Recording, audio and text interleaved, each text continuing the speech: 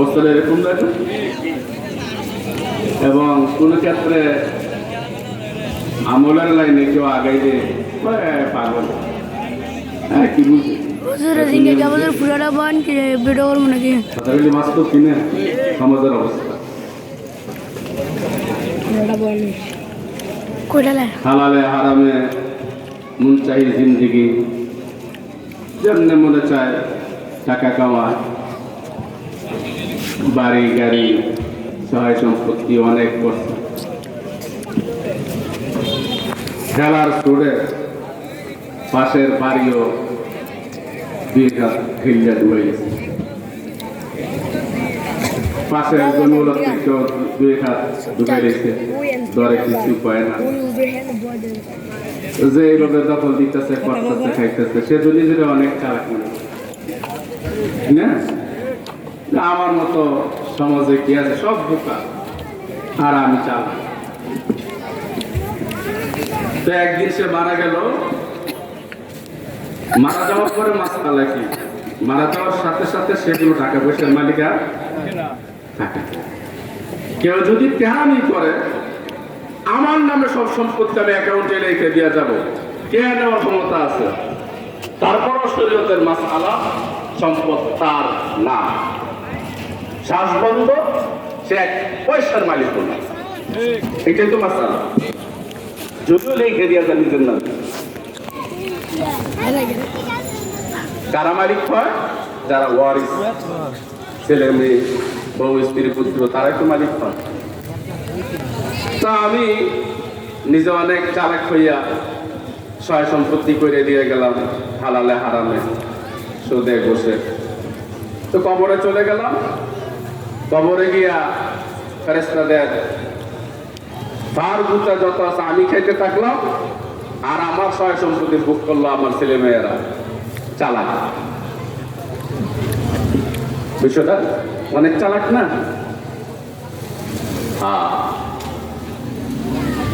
বুঝার দরকার আছে, বুঝলে অনেক কাজ লাগে। আমরা অনেক বুঝি, নিজের বুঝটা বুঝি না অনেক, কিন্তু আসলে যেটা বুঝার দরকার ছিল সেটা আমরা বুঝি।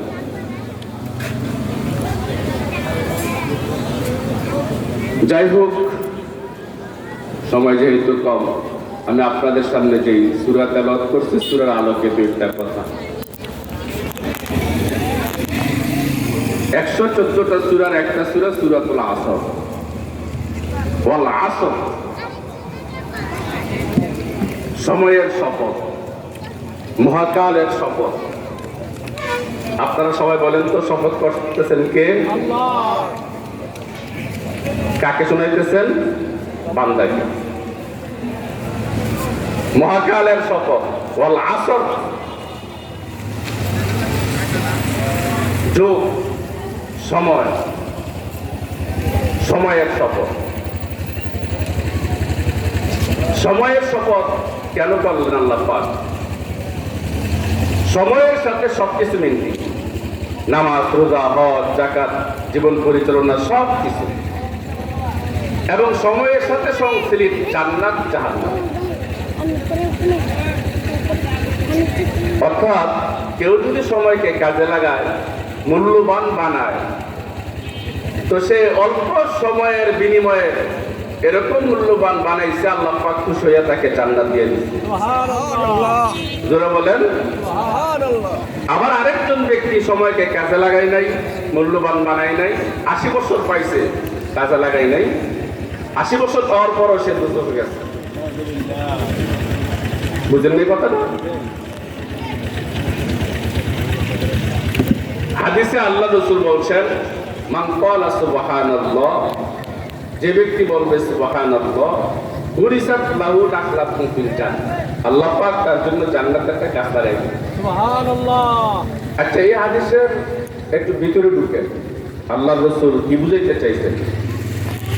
জান্নাতে একটা গাছ, ওই গাছটা 500 বছর লাগাতার দ্রুতগামী ঘোড়া দৌড়াইলেও গাছটা ছায়া শেষ হবে না। সুবহানাল্লাহ বলছেন, ঠিক আছে, কিন্তু গভীরভাবে আপনারা এখনো ভিতরে যান নাই, আমি আপনাদেরকে নিয়ে যাচ্ছি।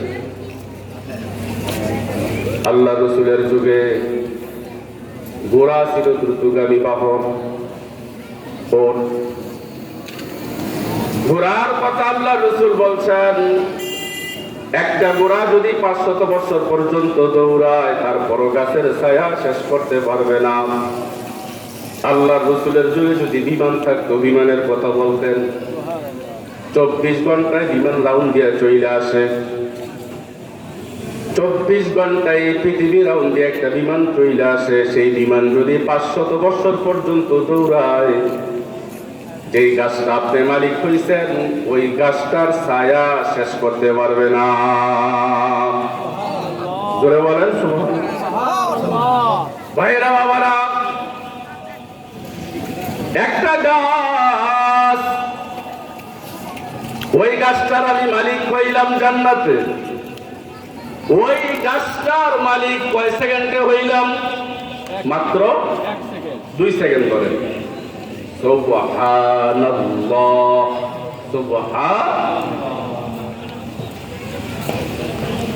খেয়াল করেন, 2 সেকেন্ডের সময়ের এমন মূল্যবান হইল, একটা গাছের মালিক হইলাম। ওই গাছটা 500 বছর পর্যন্ত বিমান যদি দৌড়ায়, ওরা যদি দৌড়ায়, তার ছায়া শেষ করতে পারবে না। গাছটা কত বড়! আপনাদের এই হুমনা থানার সমান। কুমিল্লা, ঢাকা, বাংলাদেশ, এশিয়া, ইউরোপ, পৃথিবী, 10 পৃথিবী, 10,000 পৃথিবী জোড়া দিলেও তো গাছটা সমান হতো। সুবহানাল্লাহ, আওয়াজ তো আসতে গেল। আপনি তো সুবহানাল্লাহ বলতেছেন, আর একটা গাছের মালিক হইতেছেন। সুবহানাল্লাহ, জোরে বলেন, বলেন আল্লাহু আকবার, বলেন আল্লাহু আকবার। খেয়াল করেন ভাইরা বাবারা, আমার হায়াতের জিন্দেগির 2 সেকেন্ডের এত মূল্য। আমি একটা গাছের মালিক হইলাম, যেই গাছটা এরকম 100 পৃথিবী জোড়া দিলেও গাছটার সমান হবে না। গাছটার দেহ হবে স্বর্ণের, গাছটার ডালপালা হবে রূপার, মণি মুক্তা দিয়ে সাজানো। তাহলে গাছটার দাম কত? খেয়াল করেন, একজন মুমিন ব্যক্তির 2 সেকেন্ডের মূল্য যদি এরকম হয়, একটা মুমিন ব্যক্তির 1 মিনিট সময়ের মূল্য কত? একটা মুমিন ব্যক্তির 1 ঘন্টা সময়ের মূল্য কত? 24 ঘন্টা সময়ের মূল্য কত? 1 সপ্তাহ সময়ের মূল্য কত? 1 মাস সময়ের মূল্য কত? 1 বছর সময়ের মূল্য কত? 60 বছর সময়ের মূল্য কত? আল্লাহু আকবার। এই জন্য আল্লাহ রাসূল বলছেন, এরা আমার উম্মত, হাসরের ময়দানে 5টা প্রশ্নের উত্তর দিতে হবে তোমাকে। নাম্বার 1, তোমাকে আমি 60 বছর সময় দিলাম, 70 বছর সময় দিলাম। কেমনে রে বছর পাও? যাররা যাররা পরিমাণ হিসাব দিয়ে আপনাকে লড়তে হবে। হাদিসের ভাষ্য হইল, একটা কদম সামনে আগাইতে পারবে না 5টা প্রশ্নের জবাব দেওয়া ছাড়া। অনেক ঘটনা আছে, অনেক হাদিস আছে, একটা হাদিসের দিকে যাই। আপনারাও ঘটনাটা শুনছেন। আল্লাহ রাসূল এক জিহাদের ময়দানে গেছেন। ইহুদিদের যেই দুর্গ, এটা অবরোধ করছেন। সাহাবারা, যুদ্ধ চলছে ময়দানে। ওই এলাকার একজন রাখাল ছাগল রাখে, গরু রাখে, উট রাখে, একজন মালিকের গোলামি করে রাখাল। সে শুনছে মদিনার বাদশা এখানে আসছে, জিহাদ করতেছে। মনে বড় বড় ইচ্ছা, অনেক বড় আশা। জীবনে কোনোদিন বাদশা দেখি নাই, আজকে বাদশা দেখবো। অনেক বড় আশা নিয়ে সাহাবাদের কাছে আসছে, তোমাদের বাদশা নাকি এখানে আসতে। কয় হও। পাই তবে তুমি যাকে বাদশা বলছো, আমরা বাদশা বলি না, আমরা আল্লাহর রাসূল বলি। তিনি বাদশার চেয়ে অনেক ঊর্ধ্বের লোক। তিনি আল্লাহর প্রেরিত নবী মুহাম্মদুর রাসূলুল্লাহ সাল্লাল্লাহু আলাইহি সাল্লাম। কয় তাহলে তো আমার ভাগ্য, বাদশার চেয়ে বড় লোকটাকে আমি দেখবো। আমার মতো রাখাল আর আমি দেখবো, সে কি আমার সাক্ষাৎ দিবে? তো হ্যাঁ, কয় কোনোদিন তো বাদশারা সাধারণ লোকদেরকে কাছে বিরতে দেয় না, কত দারোয়ান কত কিছু। আর ওনার সাথে আমি সাক্ষাৎ করতে পারবো, দৌড়াইয়া আসছে। তোমাদের নবী কোথায়, রসুল কোথায়? তো ওই যে তাঁবুটা দেখা যায়, তাঁবুর ভিতরে উনি শয়নে আছেন, শয়ন করতেছেন। কাছে গেছেন, দেখছেন যে আপনি কি উদ্দেশ্যে আসছেন? তো আমি আল্লাহর রসুল, আল্লাহর দিনের দাওয়াত নিয়ে আসছি। তো আমি যদি আপনার দাওয়াত গ্রহণ করি আমার অবস্থা কি হবে? ভাই তুমি যদি দাওয়াত গ্রহণ করো, মুসলমান হও, এই যে সাহাবারা আমার কাছে যেরকম দাম, তোমারও আমার কাছে সেরকম দাম হবে। রাখাল তো খুশি। ভাই শুধু দাম হবে না, আমি নবী তোমার বুকে জড়াইয়া নিব, আমার সাহাবারা তোমাকে বুকে জড়াইয়া নিবে। ভাই ইয়া রাসূলুল্লাহ, ইয়া হাবিবাল্লাহ, দেরি নয়, আমারে কালেমা পড়াইয়া মুসলমান বানায় দেন। আল্লাহু আকবার। কালেমা পড়াইয়া মুসলমান হয়ে গেল। ইয়া রাসূলুল্লাহ, এই যে বেড়াগুলি বকরিগুলি একজন মালিকের, তার বাড়িতে পৌঁছানো তো আমার দায়িত্ব। কেমনে পৌঁছাইব? আমরা তো রসুলের কথা মুখে মুখে কই, রসুলের আসল আসল তো আমরা হইতে পারি না, হইতে পারি না। রসুল কি তাও আমরা জানি না, চিনি না, বুঝি না। আমাদের জন্য কি করে গেছে আর আমরা কি করার দরকার আমরা করি না, এটাই সত্যি কথা। চিন্তার কোনো কারণ নাই, তোমার মালিকের রাস্তা কোনটা আমারে দেখায় দাও। আল্লাহ রসুলকে দেখাইয়া দিলেন। আল্লাহ রসুল বকরিগুলাকে ইশারা করলেন, এই রাস্তা দিয়ে মালিকের বাড়িতে চলে যাও। সাথে যাইতে হয় নাই, রসুলের ইশারায় যতগুলা বকরি ছিল, বেড়া ছিল, সিরাল দইরা সোজা মালিকের বাড়িতে চলে গেছে। রসুলের কথা শুরু করলে সারা রাত বলা যাবে। আমরা চাই রসুলের প্রকৃত আশেক সবাই হোক, কাছের আশেক। রসুল যেরকম সাহাবাদেরকে জেহাদের ডাক দিচ্ছে, জেহাদে চলে আসছে। নামাজের কথা বলছে, নামাজে চলে আসছে। হজের কথা বলছে, হজে চলে আসছে। কোন অজুহাত দেখাই নাই কোন সাহাবা। এরকম প্রকৃত আশেক রসুল হোক, রসুলের ডাকে যেন আমরা কোন তালবাহানা না করি। কিন্তু আমরা তো এমনি বলি, কিন্তু কাজের ক্ষেত্রে তো আমরা লোক পাই না, জেহাদের ক্ষেত্রে লোক পাই না, নামাজের ক্ষেত্রে লোক পাই না, সুন্নতের ক্ষেত্রে লোক পাই না, রসুলের আসল জায়গায় আমরা লোক পাই না। রসুল উম্মতের জন্য কাঁদে আর উম্মত সোজাতে এলাকায়। রসুল উম্মতের জন্য কাঁদে, উম্মত ঘুষাতে একায়। রসুল উম্মতের জন্য কাঁদে, উম্মত নিজের মুসলমান ভাইয়ের সম্পদ ঠেলিয়া দখল করে। রসুল উম্মতের জন্য কাঁদে, উম্মত আরেক ভাইয়ের হুদাহুদি খুন করে। ঠিক কিনা বলেন?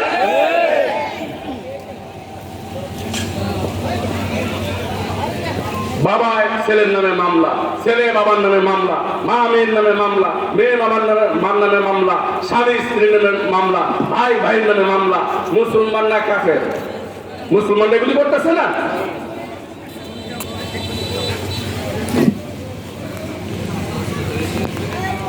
সাহাবায়ে কেরাম মদিনাতে গেলেন। আল্লাহ রসুল বলেন, তোমরা একজনকে বন্ধু বানাইয়া নাও। বন্ধু বানাইয়া নিছেন সাহাবারা তাদেরকে, তারা আমাদের মুসলমান ভাই, মক্কা থেকে সব সাইরা আসছেন। খেয়াল করেন, বাড়িতে যাওয়ার পর সাহাবাদেরকে বলছে, আমার এই সম্পদ সবকিছু তুমি ভোগ করো। তো মক্কার সাহাবারা, মুহাজির সাহাবারা বলছে, আমরা তোমাদের সম্পদ ভোগ করতে চাই না, আমাদেরকে বাজার দেখায় দাও, আমরা ব্যবসা কইরা খাবো। কিতাবে আছে যেই সাহাবার 3-4জন বিবি ছিল, ওই মক্কার মুহাজির সাহাবাকে বলতো, কোন স্ত্রীটা তোমার পছন্দ হয় আমি তালাক দিয়ে দিই, তুমি তাকে বিয়া করো। বউ দরকার বউ দিয়ে দিছে, জমি দরকার জমি দিয়ে দিছে, বাড়ি দরকার বাড়ি দিয়ে দিছে। তারা ছিল মুসলমান, আর আমরা মুসলমান ভাইয়ের বিরুদ্ধে মামলা দেই। আমার বুঝেন, আরে খাইলে তো আপনার ভাই খাইবে, মামলা দিয়ে টাকা কারে দিলেন? 100 জায়গা উদ্ধার করতে গিয়ে তো আপনি 20 লাখ টাকা খরচ করে দিয়েছেন। ভাই খেলে কোন হইব? বাবাই খেলে কোন হইব? আমরাও তো মুসলমান। এই সমস্যাগুলি সমাজে আছে না নাই? ঘরে ঘরে।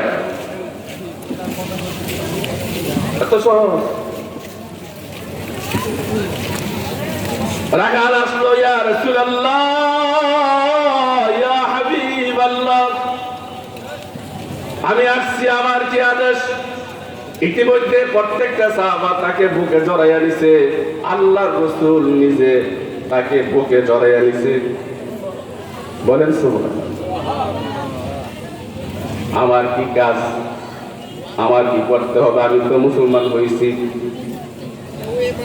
আল্লাহ রাসূল বলেন, হে আমার সাহাবা, হে আমার রাখাল, তুমি এখন মুসলমান হইছো, এই সময় নামাজও ফরজ না, হজও ফরজ না, যাকাতও তোমার উপরে ফরজ না। একটু পরে নামাজের আযান হবে, একটু পরে নামাজের সময় হবে, তখন ফরজ হবে। এই মুহূর্তে একটা কাজ, জিহাদের ময়দানে জিহাদ চলছে, তুমি সেখানে যাইতে পারো। কয় সেখানে গেলে কি হবে? কয় তুমি যদি জিহাদের ময়দানে গিয়ে যুদ্ধ কইরা শহীদ হও, আল্লাহ পাক তোমাকে জান্নাতের মালিক বানায়া দিবেন। খেয়াল করে সংক্ষেপ কথা, ওই সাহাবা জিহাদের ময়দানে ঢুকলেন, শহীদ হয়ে গেলেন, কবরস্থ করলেন। আল্লাহ রাসূল বলেন, আমি দেখছি কবরের মধ্যে তাকে স্বাগতম জানানোর জন্য বেহেশতের হুরপরিরা আগাইয়া তাকে আহলান সাহলান মারহাবা দিতেছে। আল্লাহ রাসূল কয়, আমার এই সাহাবারা একটু নামাজও পড়ে নাই, হজও করে নাই, যাকাতও দেয় নাই, দান খয়রাতও করে নাই, মুসলমান হওয়ার পর কিছু হওয়ার সুযোগ পাই নাই। আমি যে কথাটা বলার উদ্দেশ্য সেটা হইল, ওই যে আল্লাহ পাক বলছেন ওয়াল আসর, সময়ের শপথ। কেন সময়ের শপথ করছেন?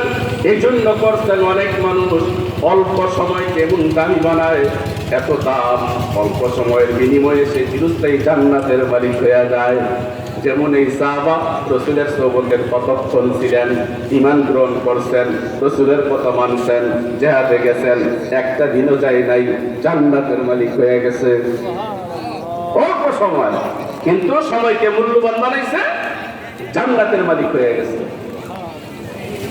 আবার অনেক ভাই, অনেক বন্ধু আছে, অনেক বাবা আছে, অনেক বাবাজি আছে, রাগ করবেন না রে বাবা, 60 বছর চলে গেছে, 70 বছর চলে গেছে, এখনো জানে না ঈমান কি, এখনো বুঝে না নামাজ কেমনে পড়তে হয়, সূরা কেরাত শুদ্ধ নাই, রাসূলের সুন্নাত জানে না, খাবারটা কেমনে খাইতে হবে, দস্তরখান বিছাইতে হবে বুঝে না। যারা এইগুলি বুঝায় তাবলীগ করে, তাগর বিরোধিতা করে, রাগ করেন না? এরে বাবা, মসজিদে আসো, এই দোয়া পড়ো, লেট্রিনে ঢুকো, এই দোয়া পড়ো।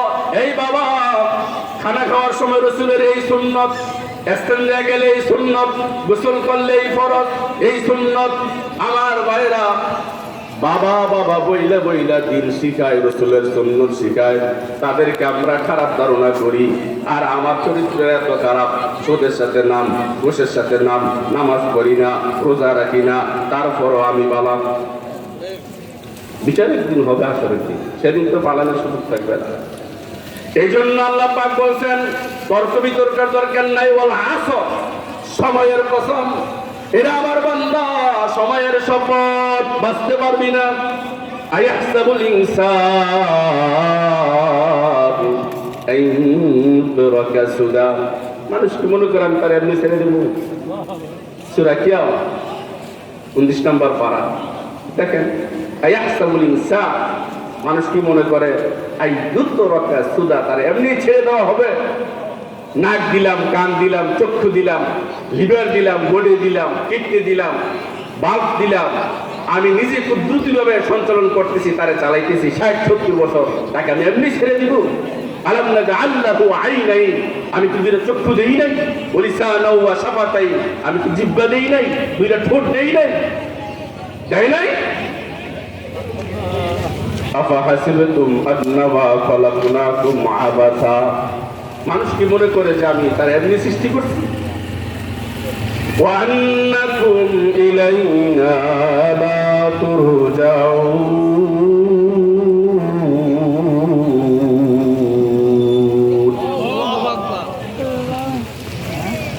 ভাইরা বাবারা, এই জন্য করছেন যেন মানুষ সময়কে কাজে লাগায় জান্নাতে যায়, সময়কে অবহেলা করে যেন জাহান্নামে না যায়। আল্লাহর রাসূল ওই হাদিসটা এই জন্য বলছেন, উম্মত যেন সময়কে মূল্যায়ন করে, সময়কে কদর করে। আপনার 2 সেকেন্ডের মূল্য যদি এত বেশি হয় রে বাবা, যারা দোকানে বসে বসে গল্প করো, রাস্তায় বসে বসে গল্প করো, সময় নষ্ট করো, দিবস সেকেন্ড করো, সময় নষ্ট করো, তোমরা কত সময় নষ্ট করতেছো খেয়াল করে দেখো।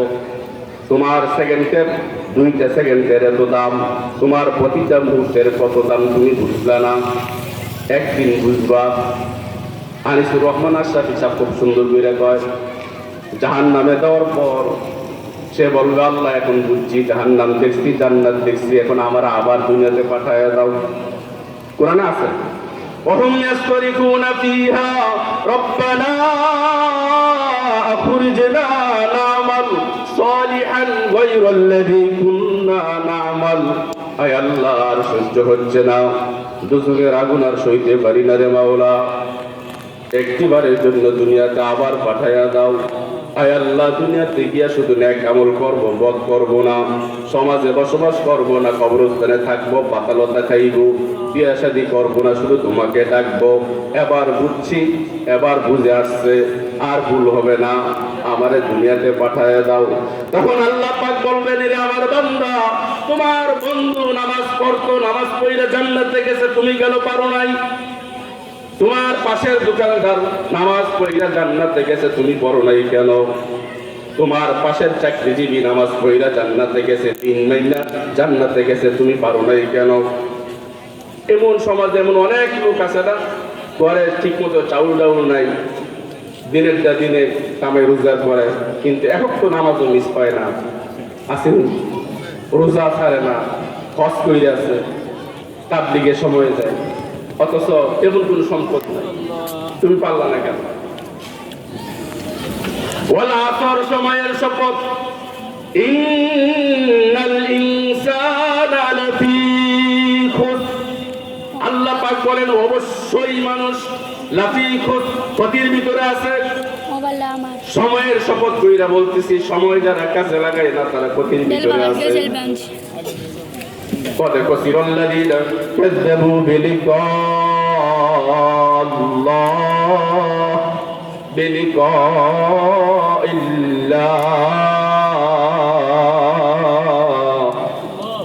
আল্লাহ পাক বলেন, যারা আমার মুলাকাত চায় না, আমার কাছে আসবে, এটা আশা করে না, তারাই ক্ষতির মধ্যে আছে। ইল্লাল্লাযীনা আমানু ওয়া আমিলুস সালিহাত, তবে যারা ঈমান পুক্তা করছে, মজবুত করছে, ঈমান আনছে, নেক আমল করছে, আমানু ঈমান আনছে, আমিলুস সালিহাত নেক কাজ করছে, তারা ক্ষতিগ্রস্ত নয়। ওয়া তাওয়াসাউ বিল হাক্কি, যারা সত্যের উপদেশ দেয়, আল্লাহর পরিচয়ের উপদেশ দেয়, আল্লাহর হকের কথা বলে। ওয়া তাওয়াসাউ বিস সবর, দিনের কাজ করতে গিয়া, দাওয়াতের কাজ করতে গিয়া যখন বালা মুসিবত আসে ধৈর্য ধারণ করে, তারা ক্ষতিগ্রস্ত নয়। তার মানে ইমানদার ব্যক্তির কোনো হিসাব নাই, আমলদার ব্যক্তির কোনো চিন্তা নাই, খাক কোনো চিন্তা নাই, তোমার কোনো চিন্তা নাই। যত সমস্যা হইল, যারা নাকি মন চাহি জিন্দেগি করে, রব চাহি জিন্দেগি করে না, তাদের সমস্যা। শেষ কথা ভাইয়েরা বাবারা, আমাদের একজন মালিক আছে না নাই? এটা তো ইহুদি, খ্রিস্টান, বৌদ্ধ, তারাও স্বীকার করার কোনো সুযোগ নাই যে সৃষ্টিকর্তা একজন অবশ্যই আছে। আর অবশ্যই যেহেতু আছে, আপনাকে হিসাবের কাজ করায় দাঁড়াইতে হবে। আমল কতক্ষণ করবে? মৃত্যু পর্যন্ত। মৃত্যুর পরে কোনো আমল নাই। আছে? আমল করলেও কোনো সব হবে?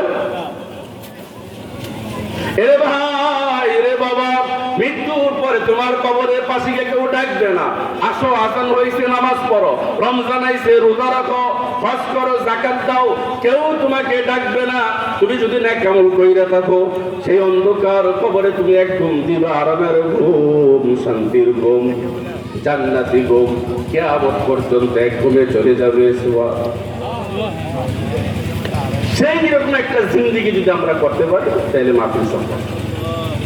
সেটার জন্যই মাহফিল, আর কিছু না।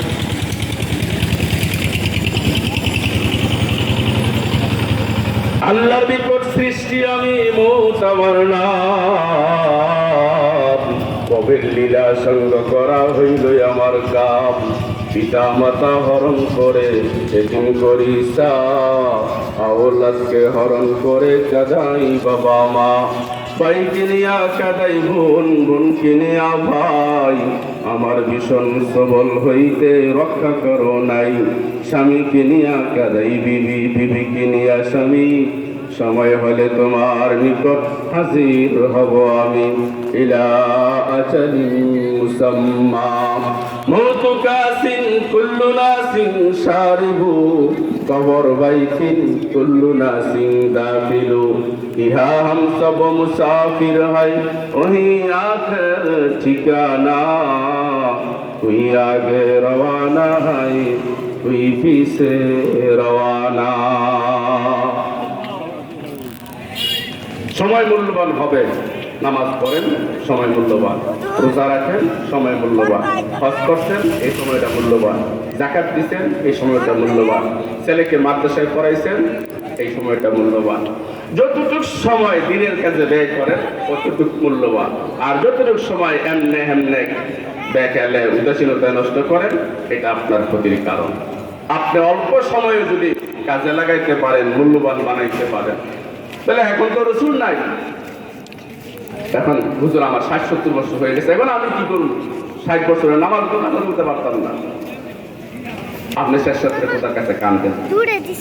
সুরে কেরাত শুদ্ধ নাই, কিচ্ছু পারেন না, কিচ্ছু জানেন না, তো ইডই পর যে ৬০ বছর তোমার এটা নেই, নামাজ পড়ি নাই, রোজা রাখি নাই, ভালো কাজ করি নাই, এখন সব বাদ দিছি, সব বাদ দিছি, এখন শেষ সাথে তোমার দরবারে আইছি, তুমি আমার মাফ করো। আমি মূর্খ মানুষ, আমি কিচ্ছু বুঝি না, আবাদতের মতো আবাদত আমি জানি না, করতে পারি নাই, আর সময় সুযোগ হয় কিনা তাও জানি না। আল্লাহ তুমি আমার মাফ করে দাও। কইতে কইতে ইসকে পেশ করতে করতে কানতে কানতে কানতে কানতে চোখের পানি গিয়া খুব বাসান। হাদিসে আছে, কোরআনে আছে, এই চোখের পানি আপনার জিন্দেগির গুনাহ মাফ করে জান্নাতে পৌঁছে। অল্প সময় আপনি ডাকছেন, কোথাকে ডাকছেন, তওবার মতো তওবা করছেন, চোখের পানি ঝরাইছেন, অল্প সময়, আধা ঘন্টা, 1 ঘন্টা, এই অল্প সময় যদি খালেস ভাবে করতে পারেন, বান্দার হক ছাড়া আল্লাহর যত হক আছে, আল্লাহ পাকের ওয়াদা সব মাফ করে, সব মাফ করে আপনাকে জান্নাতের মালিক বানায়। এমন অনেক ঘটনা আছে, সময় সুযোগ পেলে আমি ঠান্ডা মাথায় বলতাম, কিন্তু বললাম না শুরুতে, সময় কম। আমার ভাইরা আছেন, অনেক ভালো ভালো আলেম আছেন, তারা বয়ান করবেন, সবার বয়ানই তো শোনার দরকার। মাশাআল্লাহ, আজকে যারা মাটিতে আছে সবাই আল্লাহ মানুষ, বুজুর্গ মানুষ। আর এখানে যে মাদ্রাসাটা হাফেজ ওসমান গনি খুব সুন্দর মতো মাদ্রাসা চালাইতেছে, আমার ছোট ভাই, আপন ছোট ভাই, আমরা 6 ভাই, পরিচয় দিয়েই নেই। হয়তো অনেকের ভিতরে কি থাকবো, নারায়ণগঞ্জ আইলো, সিদ্ধিগঞ্জ বয়ান করলো, বাড়ি করি, আমি আপনাদের লোক, আমার বাড়ি কলা গেছে। আমার আব্বার নাম আব্দুল খালেক মোল্লা, আমরা 6 ভাই। এটা হইল ওসমান গনির ছোট, আর আমার আগে যে বয়ান করছে এটা হইল 4 নম্বর, হ্যাঁ 5 নম্বর। আর এই যে পরিচালনায় আছে এই যে 6 নম্বর, মাওলানা শফিকুল ইসলাম, কলাগাছিয়া মহিলা মাদ্রাসা প্রতিষ্ঠায় পরিচালক। আমি আছি 2500, এখন আমার মসজিদ মাদ্রাসা। পাশাপাশি আমরা কলাগাছিয়া একটা মাদ্রাসা করছি, পুরুষ মাদ্রাসা। আমার সাথে আরো 3 জন আছে, আব্দুল সাত্তার ভাই, মাওলানা আব্দুল মুমিন, মানিকপুর মাদ্রাসার হজ্জেস, মাওলানা আলামিন রব্বানি, আমরা 4 জন। এখন কমিটি আছে, আমরাও আছি, মিলে জিলা চালাইতেছি। আপনাদের দোয়ায় অল্প সময়ে আল্লাহ পাক আমাদেরকে অনেক দিচ্ছেন, টাইলে দিচ্ছেন। কলাগাছিয়া রাস্তার পাশে যে মাদ্রাসাটা, মানে আল্লাহ পাক গাইড হলে আমাদেরকে সাহায্য করছে। এরপরে চিন্তা করলাম একটা মহিলা মাদ্রাসা দরকার, গ্রামে বাড়িতে দিছি, জায়গা হয় না। পরে গ্রামের মাঝখানে জায়গা ভাড়া নিয়ে সেখানে মহিলা মাদ্রাসা ট্রান্সফার করে ছোট ভাই শফিকুল ইসলাম সে মোতাবেক তারা পর্যন্ত কিতাব পড়ানোর যোগ্যতা তার আছে, খুব বাবা আলে। কিন্তু আমাদের উদ্দেশ্য হলো গ্রামে মেয়েরা যাইব কই, তারাও তো দিন শিখার দরকার। এরপরে আমার পরে যে আছে হাফেজ মাওলানা ইসলাম নাসিমপুরে মসজিদের প্রতি মাদ্রাসায় পড়ায় হাফেজ মাওলানা। এরপরে লোকমান গলি হাফেজ, সে এখানে মাদ্রাসা চালায়। এরপরে সে হাফেজ মাওলানা মুসলিউদ্দিন, সে নারায়ণগঞ্জ এক মাদ্রাসার মসজিদের প্রতি এবং একটা মাদ্রাসার মুহাদ্দিস শাইখুল হাদিস, বুখারী পড়ায়, আবু দাউদ পড়ায়, অনেক বড় বড় কিতাব পড়ায়। দোয়া করবেন যাতে সুন্দর করে পড়াইতে পারে ইখলাসের সাথে। এরপরে আবু নাঈম আমার আগে যে বয়ান করছে খুলনা মাদ্রাসা প্রতিষ্ঠা, মাদ্রাসা চালায় হাফেজ মাওলানা, খুব ভালো আলেম। তো আমরা 6 ভাই 3 বোন। আপনাদের কাছে বলার উদ্দেশ্য হইল প্রকাশ করার, আপনারাও আগান, আপনারা আপনাদের ছেলে মেয়েদেরকে এরকম বানায় দেওয়া যান আমার বাপ মার মতো মৃত্যুর পরও তারা সব পায় ইনশাআল্লাহ। এটাই পুঁজি, এটাই আসে। আর যে যা বলেন ওই যে শুরুতে বলছি, চালাক হতে পারবেন আপনি দুনিয়ার চালাক, আখেরাতের না। আর আখেরাতের চালাক হলে আপনি সফল। আমরা দোয়া করি আজকে কয়েকজন ছাত্রকে এই পাঠিয়ে দেওয়া হবে। আল্লাহ পাক যেন তাদেরকে হাফেজে রব্বানি, আলেমে রব্বানি বানায় দেন, যোগশ্রেষ্ঠ বুজুর্গ বানায় দেন এবং আল্লাহ পাক এই মাদ্রাসা কিয়ামত পর্যন্ত কবুল করেন। স্থায়ী একটা জায়গার ব্যবস্থা কইরা ভালো লেখাপড়া হয় ওই রকম মানের জন্য আল্লাহ পাক কইরা চালানোর তৌফিক দান করেন বলে আমি মাদ্রাসার যত হাজত আল্লাহ পাক গায়বী খাজানা থেকে পুরা করে দেন। যারা ভুল বুঝেন, শত্রুমি করতে চান, হিংসা করতে চান, আল্লাহ পাক তাদেরকে হেদায়েত দান করেন। আমরা কারো শত্রু না, আমরা মুসলমান ভাই ভাই হয়ে থাকতে চাই, আমরা সবার সাথে মিলেমিশে থাকতে চাই। আল্লাহ পাক যেন আমাদেরকে কবুল করেন, অত্র এলাকার উপর খাস রহমত বরকত নাজিল করেন। বিশেষ করে যারা সমাজ পরিচালনা করেন তারা অনেক কষ্ট করেন সমাজ নিয়ে, রাত 10টা-12টা পর্যন্ত বিচার করেন, বাগনা টাকা পয়সা পান না। আল্লাহ পাক তাদেরকেও ইখলাসের সাথে কাজ করার তৌফিক দান করেন। আপনারা যারা আছেন, আপনারা আমরা সবাই মিলে যেন হাসির দিন একসাথে জান্নাতে যাইতে পারি, আল্লাহ পাক কবুল করেন। ওয়া আখিরু দাওয়ানা আলহামদুলিল্লাহি রাব্বিল আলামিন। আসসালামু আলাইকুম ওয়া রাহমাতুল্লাহি ওয়া বারাকাতুহু। ওয়া আলাইকুম আসসালাম ওয়া রাহমাতুল্লাহি ওয়া বারাকাতুহু।